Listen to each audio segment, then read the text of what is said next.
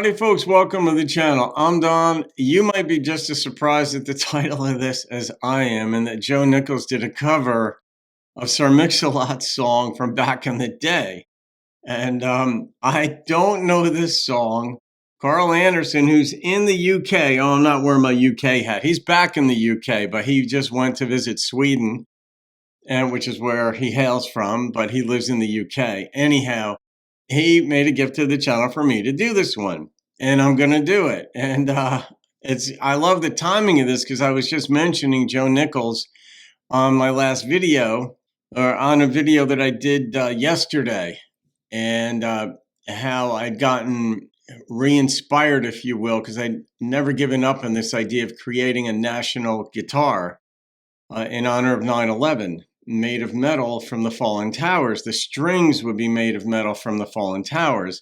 The idea is that the song of their lives will continue, and it could be played on 9/11, it could be played on July 4th, any kind of event celebrating America where there would be musicians. And Joe Nichols, I met with him when he was playing in Long Island, and I drove 5 hours out to meet with him because I live in Jersey, but it was a Friday, of course, and I'm driving out there during rush hour.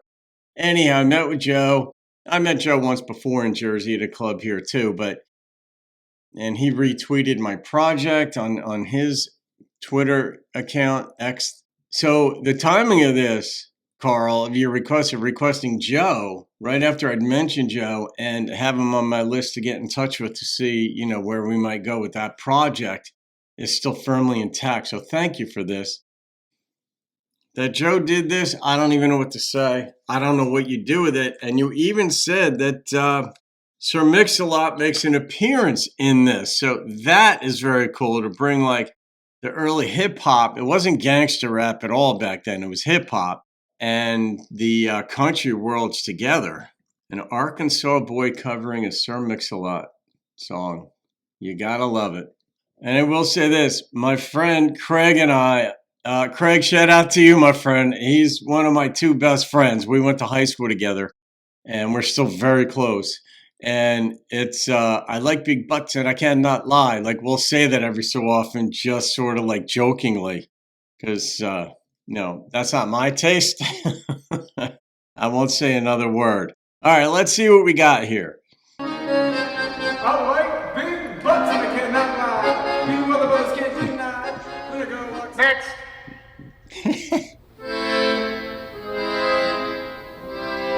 That's hilarious. I said, baby God, That'd be my face. Next, please. Next.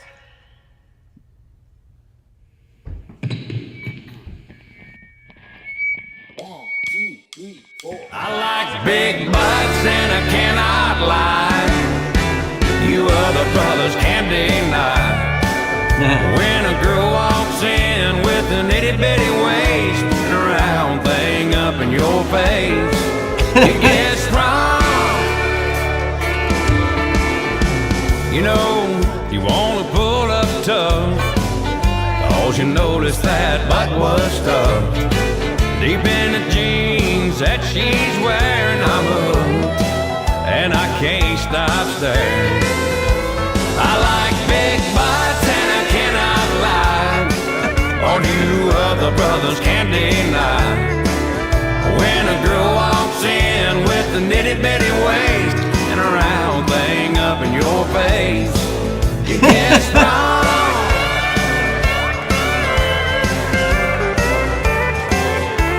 Tough crowd.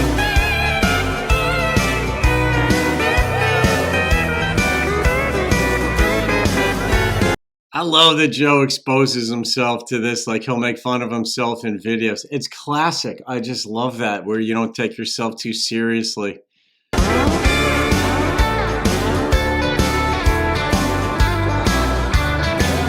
Next he's going to do something by Flavor Flav. Or the Beasties. I like big butts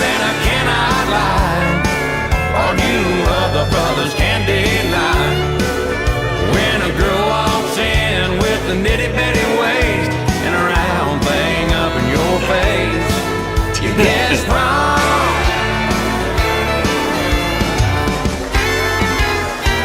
Oh, baby got back.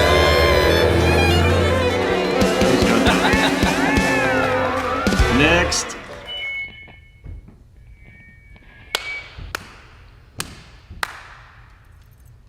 Y'all some bad motherfuckers, man.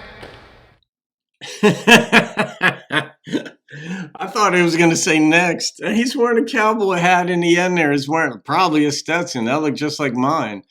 And I don't even know what to say about that. I love it. Like this fusion. It's sort of like when Run DMC and Aerosmith did Walk This Way, that broke down the barrier between hip hop and rock back in the day. And that was a seminal moment in music. And now I wonder if they're trying to, well, they already did. I mean, Jason Aldean did Dirt Road Anthem where he was rapping in, and I like it. You know, I'm cool with that. But this was done 8 years ago. I cannot believe I have not heard this. I will absolutely be forwarding this to my buddy Craig. Trust me on that, because he goes line dancing with his wife 2 or 3 times a week up here in Jersey. And he's been a big country fan for a long time, and he knows the dances and all this sort of stuff. I wonder if he knows this. I'm sending it to him, though. But I really did think that Sir Mix-a-Lot in the end was just going to be like, next. But if a label was involved in this, they might have been like, we'd like to see if we could get some traction here between hip hop and country. So let's have Sir Mix embrace it. And he did. And even he's like, y'all some bad MFers up in here. That's not what he said. He said the word. They had to bleep it out for the country audience. And probably. But all right, I'm going to rate this one. I got a goofy grin on my face, man. Carl, that was a really good find. I love seeing other sides of you folks out there, you know.